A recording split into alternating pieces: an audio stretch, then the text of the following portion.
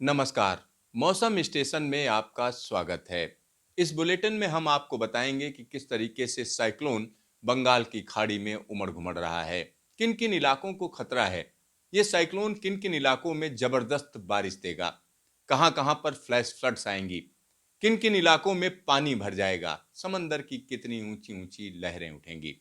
लेकिन उस सबसे पहले अपने दर्शकों से एक गुजारिश है कि हमारे चैनल को सब्सक्राइब करिए, इस वीडियो को ज़्यादा से ज़्यादा लाइक करिए और ज़्यादा से ज़्यादा शेयर करिए। तो आइए शुरू करते हैं, क्या है मौसम का हाल और क्या करने जा रहा है साइक्लोन जोआत।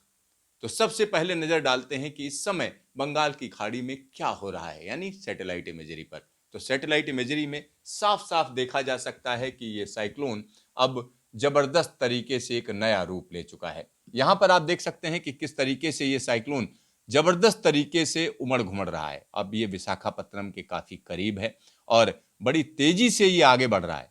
और यहां एक और चीज मैं आपको बता दूं, इसके स्पाइरल बेंड्स देखिए किस तरीके से स्पाइरल बेंड्स कोलकाता तक जा रहे हैं। ये देखिए कोलकाता तक जा रहे हैं और पूरे एक बड़े इलाके को अपनी जद में लिए हुए हैं। यहाँ पर आप देख सकते हैं कि किस तरीके से आंध्र प्रदेश में मौसम बदल चुका है और इसके जो स्पाइरल बेंड्स हैं वो कहीं ना कहीं छत्तीसगढ़ तक जा रहे हैं। छत्तीसगढ़ के आगे अगर देखें तो हम कह सकते हैं कि झारखंड में भी मौसम बदला हुआ है। और इसके अलावा जो एक्टिविटी चल रही है वो उड़ीसा में चल रही है। इस समय उड़ीसा में एक्टिविटी चल रही है और बंगाल में मौसम बदल गया है। आने वाले दिनों में या आने वाले घंटों में हम कह सकते हैं यहाँ पर जबरदस्त तरीके से मौसम करवट लेगा, यानी बंगाल उड़ीसा के साथ साथ यहाँ पर आंध्र प्रदेश के इलाकों में जबरदस्त मौसमी एक्टिविटी होनी है। और इसी के साथ हम कह सकते हैं कि नॉर्थ ईस्ट की अगर हम बात करें तो अगरतला, मेघालय, असम और इसी के साथ हम कह सकते हैं कि मिजोरम और इससे जुड़ा हुआ मणिपुर, इन सभी जगहों पर मौसम बदल जाएगा। जबरदस्त तरीके से मौसम बदलने जा रहा है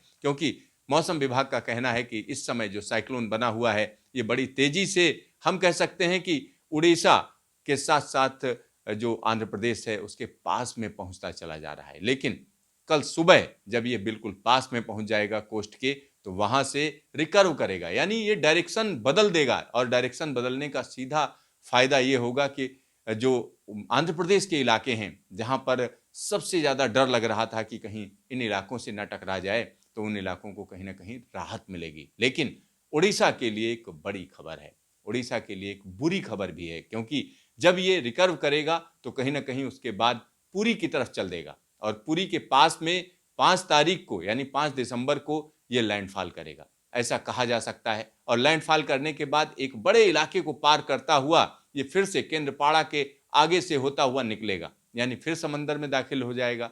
और समंदर में ये सिस्टम जब दोबारा दाखिल होगा तो फिर इसमें ताकत आ जाएगी, ऐसा अभी न्यूमेरिकल मॉडल्स दिखा रहे हैं। आने वाले वक्त में क्या होगा इस बारे में साइक्लोन सेंटर बेहतर तरीके से बता पाएगा। तो आइए नजर डालते हैं कि आखिरकार होने क्या जा रहा है, किन किन इलाकों से होकर ये सिस्टम गुजरेगा। तो चलिए आपको हम दिखाते हैं कि आखिरकार साइक्लोन सेंटर क्या कह रहा है। तो साइक्लोन सेंटर की अगर हम बात करें तो साइक्लोन सेंटर कई चीजें बता रहा है। यहाँ पर आप देख सकते हैं कि किस तरीके से वर्तमान स्थिति है। अगर यहाँ की बात करें तो इस समय जो इसमें हवाओं की रफ्तार है 65 kmph की है, यानी 65 kmph की रफ्तार है। और इसी कैटेगरी है साइक्लोनिक स्टॉर्म की, यानी ये इस समय साइक्लोन है और ये स्थिति लगातार बदलती रहेगी। यानी अभी से थोड़ी देर बाद इसमें रफ्तार और बढ़ जाएगी, 75 kmph की रफ्तार हो जाएगी अभी से 6 घंटे बाद जोवाद में। और उसके बाद 12 घंटे बाद की अगर हम बात करें तो 75 kmph की स्पीड हो जाएगी।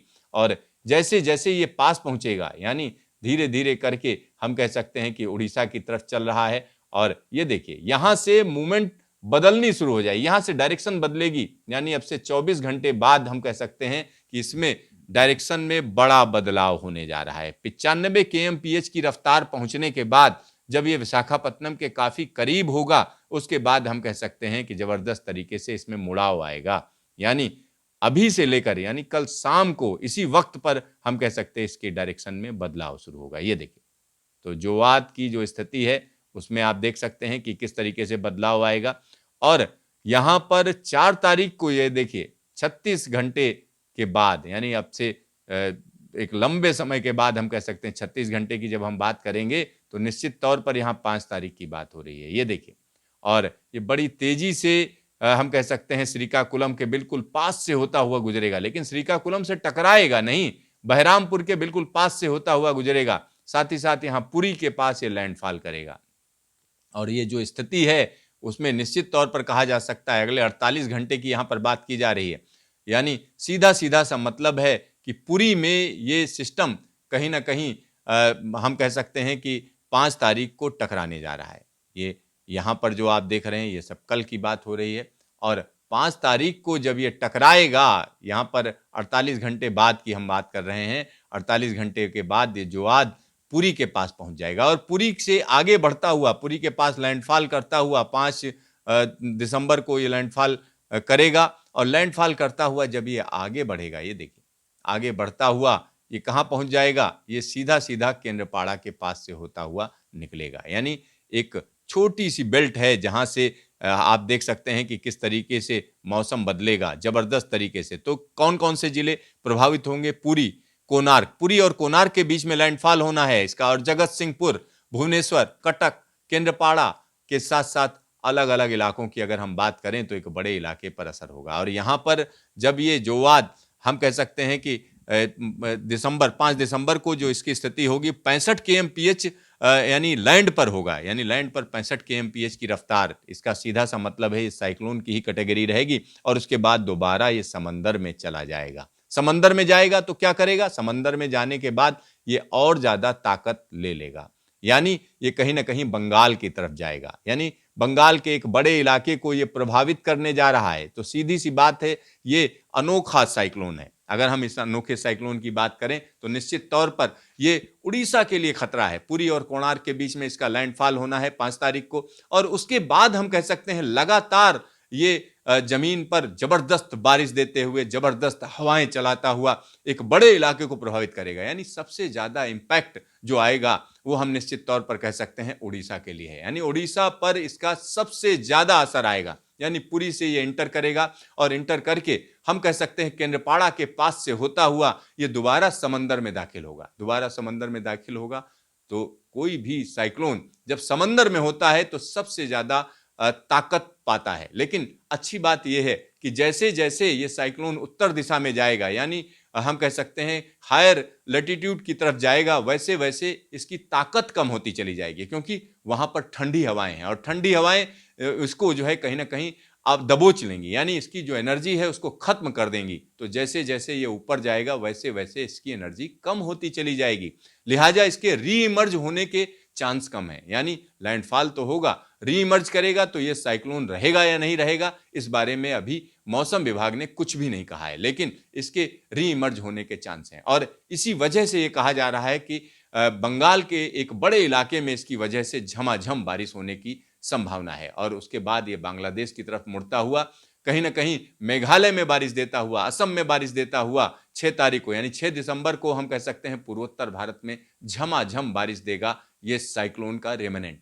तो एक बड़े इलाके में इसका असर होना है, तो साइक्लोन जोवाद पर सभी नजर रखे हुए हैं। एनडीआरएफ की टीमें तैयार हैं, जगह जगह पर उनकी तैयारी है, और कहां कहां पर पानी भरेगा, कहां कहां पर समंदर अंदर आ जाएगा, इसके बारे में जो स्थानीय प्रशासन है वो लोगों को सूचना दे रहा है कि आप यहां पर रहेंगे या नहीं रहेंगे। तो लिहाजा मौसम विभाग की जो चेतावनी है उस पर नजर डालिए, साथ ही साथ जो प्रशासन कह रहा है उस पर बिल्कुल ध्यान दीजिए, पूरी तरीके से ध्यान दीजिए, और जो प्रशासन कह रहा है उसमें पूरा सहयोग करिए। तो जिन इलाकों में साइक्लोन का इंपैक्ट हो रहा है वहां के लिए अगले 48 से 72 घंटे हम कह सकते हैं बड़ी परेशानी वाले होंगे। तो देखते रहिए मौसम स्टेशन, फिर मिलेंगे दोबारा।